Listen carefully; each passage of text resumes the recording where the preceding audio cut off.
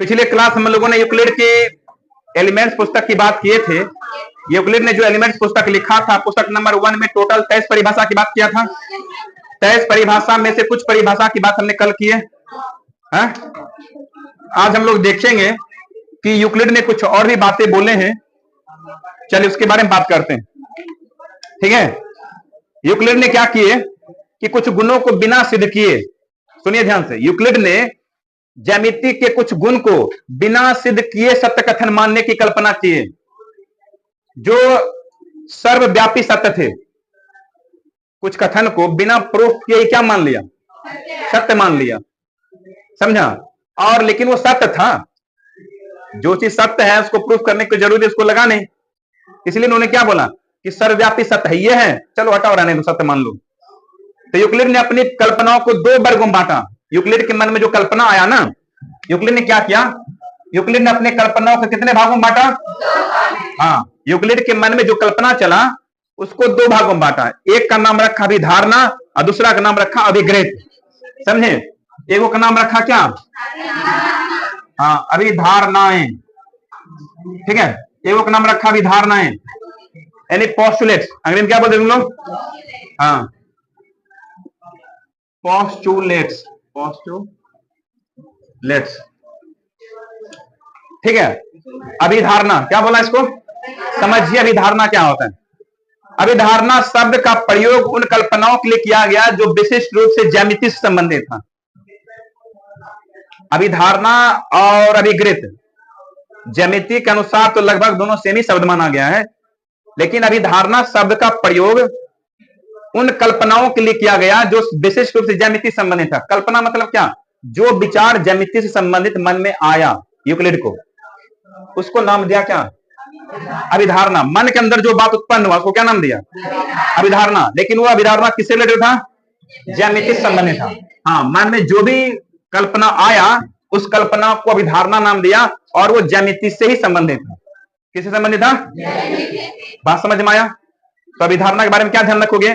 अभिधारणा शब्द का प्रयोग यूक्लिड ने उन परिकल्पनाओं के लिए किए थे जो विशेष रूप से ज्यामिति से हुए जुड़ा था। यानी कि अभिधारणा सिर्फ और सिर्फ ज्यादा ज्यामिति से बात, लेकिन अभिग्रहित यानी समान अवधारणाएं का प्रयोग ज्यामिति के साथ साथ गणित के अन्य शाखा में भी होता था। अभिधारणा सिर्फ ज्यामिति में, लेकिन अभिग्रहित की बात करें, अभिग्रहित की बात करें, अभिग्रहित का क्या बोलते हैं? इसको बोलते हैं एक्सियोम्स। क्या बोलते हैं हम लोग? हाँ, एक्सियोम्स। अभिग्रहित, अभिधारणा और अभिग्रहित। अभिधारणा वैसा कल्पना है जो ज्यामिति से संबंधित है, लेकिन अभिग्रहित ज्यामिति में भी संबंधित है। ज्यामिति के साथ साथ गणित के अन्य ब्रांच में भी इसका काम आ जाता है। उसको क्या बोला गया? अभिग्रहित कहा गया। बात समझ में आया? हालांकि आजकल अभिधारणा और अभिग्रहित दोनों पद एक दूसरे के लिए समान अर्थ में ही प्रयोग किया जाता है। अभिधारणा और अभिग्रहित ज्यामिति में ही उपयोग होता है ज्यादातर। बात समझे? तो इसकी परिभाषा पहले लिखिए। अब हम लोग बात करेंगे यूक्लिड के कुछ अभिग्रहित। पहले अभिग्रहित की चर्चा कर लेते हैं, उसके बाद हम किसका? अभिधारणा की बात करेंगे बाद में, ठीक है। तो हेडिंग डाली कॉपी में सभी, हेडिंग डाली कॉपी में सभी, यूक्लिड के कुछ अभिग्रहित। यूक्लिड के कुछ अभिग्रहित, यूक्लिड के कुछ अभिग्रहित, यूक्लिड के कुछ अभिग्रहित,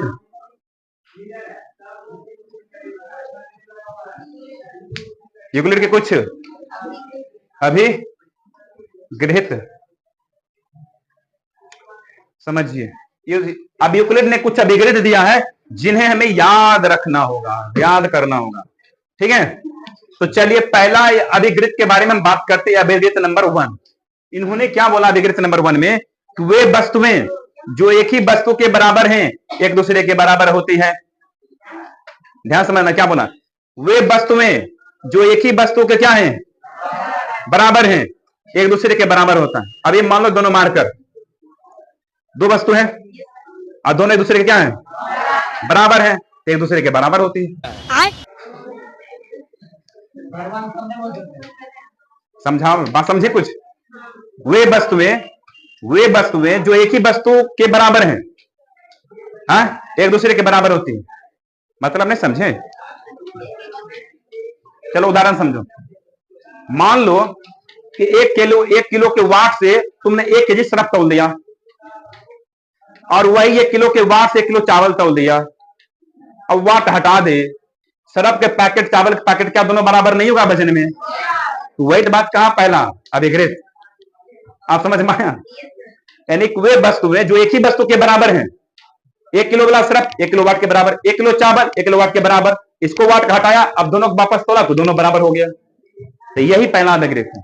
लिखिए नंबर 1। दूसरे विग्रह के बारे में इन्होंने क्या बोला? यदि बराबरों को बराबरों में जोड़ा जाए तो पूर्ण भी बराबर होता है। यदि बराबर को बराबरों में जोड़ा जाए तो पूर्ण भी बराबर होता है। इसका मतलब जैसे मान लीजिए अपने पास एक समीकरण है, ये समीकरण है, ठीक है। अब कोई ऐसा चीज बराबर लो, कोई ऐसा चीज लो जो दोनों तरफ हम जोड़ दें। जैसे मान लो हम इधर 6 जोड़ देते हैं, इधर भी 6 जोड़ देते हैं, तो पूरा जब होगा ये, तो ये दोनों क्या होगा? आपस में बराबर ही होगा। यही कह रहा है, यदि हम बराबरों को बराबरों में जोड़ दिया, जोड़ा ना, तो पूर्ण भी क्या होगा? बराबर होगा। बात समझे? अरे पूर्ण मतलब भी पूरा, समझा? कोई दिक्कत? चलो फिर समझो। जैसे मान लो अपने पास एक समीकरण है, ये दोनों बराबर है, ये दोनों क्या है? बराबर है। अब कोई ऐसा संख्या उठाओ, दोनों तरफ जोड़ दो। मान लो इधर हम 7 जोड़ देते हैं, इधर भी 7 जोड़ देते हैं। यदि हम बराबर को, दोनों बराबर है ना, दोनों बराबर को हम दोनों तरफ के बराबर में जोड़ा, तो ये पूरा का पूरा भी क्या होगा? बराबर होगा। क्या होगा? बराबर होगा। बात समझे? चलिए अब तीसरा लिखिए। चलिए तीसरा समझिए, कोई दिक्कत नहीं। तीसरा फिर वही उल्टा इसका कारण है, यदि बराबरों को हम बराबरों में से घटाएं तो शेष बचल का भी बराबर होगा। यदि बराबरों को बराबरों में से घटाया जाए तो शेष पर भी बराबर होगा। समझिए, ये देखिए अपने पास 2 वस्तु बराबर है, कोई ऐसा चीज लो बराबर के रूप में जो दोनों तरफ घटा दो। मान लो मैं इधर 6 घटा देता हूं, और इधर भी क्या करता हूं? हाँ, इधर भी 6 घटा देता हूं। ये पूरे में से क्या करता हूं? 6 घटा देता हूं। सुनो ध्यान से, बराबर को मैंने बराबर में से घटाया, बराबर को मैंने बराबर में से क्या किया? घटाया, तो जो बचेगा वो भी तो बराबर होगा। बात समझे? हाँ? फिर समझो, 2x + 5 इक्वल टू, मान लो अपने पास है 8। इसमें से अपने मन से कोई संख्या दोनों तरफ घटा दो। कोई मान लो, हाँ ये 5 और सेम 5 इधर भी, दोनों बराबर को मैंने दोनों बराबर में क्या किया? घटाया, तो जो परिणाम दोनों तरफ बचेगा ना, वो भी दोनों बराबर होगा। कोई दिक्कत? तीसरा नंबर लिख लो। चौथा विग्रह के बारे में क्या बोले इन्होंने? सुनिए, जो चौथा विग्रह के बारे में ये बोले कि वे वस्तुएं जो परस्पर संपाती होते हैं एक दूसरे के बराबर होती हैं। वे वस्तुएं जो परस्पर क्या हो? संपातिक। संपातिक मतलब क्या? वे वस्तुएं जो एक दूसरे को पूर्णतः ढक ले। वे वस्तुएं जो एक दूसरे को पूर्णतः अगर ढक लिया, समझा, और जब आमने सामने देखोगे तो पता नहीं चलेगा ढक लिया, ऐसी स्थिति में दोनों वस्तु एक दूसरे का क्या होगा? होगा कि नहीं होगा? होगा बराबर, तभी तो एक दूसरे को ढांपेगा ना। बात समझ में आया? यही बात है। लिखो 5वां विग्रह समझिए। अब विग्रह नंबर 5 ये कहता है कि पूर्ण अपने भाग से बड़ा होता है।